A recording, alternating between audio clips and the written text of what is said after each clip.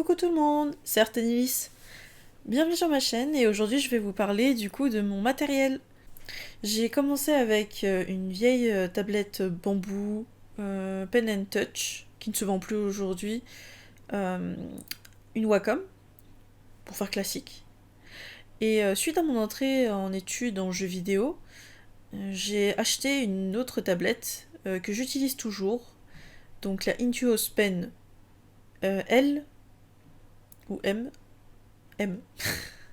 Et aujourd'hui, j'ai pu acquérir une tablette avec écran, donc une XP Pen Innovator 16, celle-ci.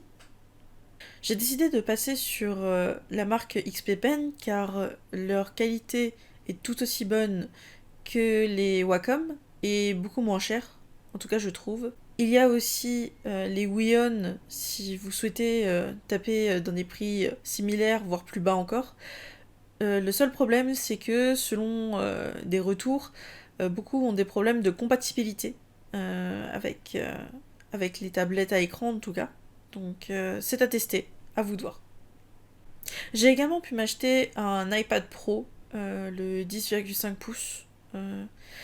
Donc c'est pas un tout neuf. Il date de 2017 et il était reconditionné, donc j'ai réussi à le trouver sur vente privée à peu cher, enfin à beaucoup moins cher en tout cas que si j'en avais acheté une nouvelle. C'est l'Apple Pencil génération 1, donc également trouvable à la FNAC. J'ai préféré en acheter un nouveau sur les conseils de Si, qui explique dans sa vidéo que beaucoup de stylos revendus sont souvent volés. Donc du coup pour la nouvelle tablette à écran et également le nouvel iPad, c'est très récent pour moi, donc du coup je n'ai pas encore pu les tester pleinement, mais je m'y fais.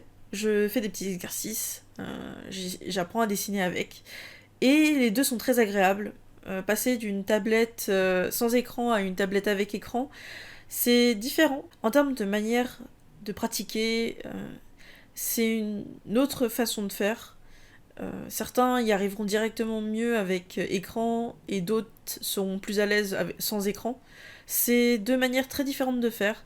Si vous voulez tester, n'hésitez pas à acheter des plus petites tablettes, car bien sûr quand on commence, il vaut mieux avoir un matos plus accessible, pas forcément très cher, parce que c'est pas le matos qui fait le talent.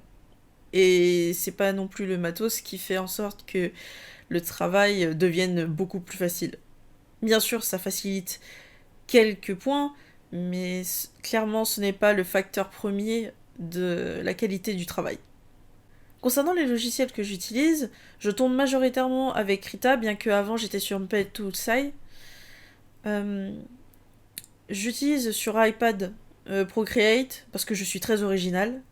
Avec Krita, j'hésite à m'acheter Clip Studio Paint pour le webcomic et pour le nombre d'assets incroyables et super utiles. Mais c'est vrai que pour l'instant, je préfère tourner avec un logiciel gratuit qui fait très bien le taf. Certaines fonctionnalités, vous pouvez les retrouver sur GIMP, qui est aussi gratuit. Donc vous pouvez compléter les deux comme ça. Et Procreate coûte une dizaine d'euros, donc c'est relativement accessible. C'est l'iPad qui l'est beaucoup moins et l'Apple Pen aussi.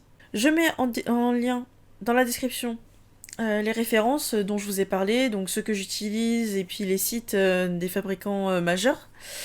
Et merci d'avoir suivi la vidéo. N'hésitez pas à liker, à vous abonner. Dites-moi en commentaire qu'est-ce que vous voudriez savoir en supplément, comme ça peut-être pour la prochaine vidéo. Et merci à vous d'avoir suivi la vidéo. À dans 2 semaines!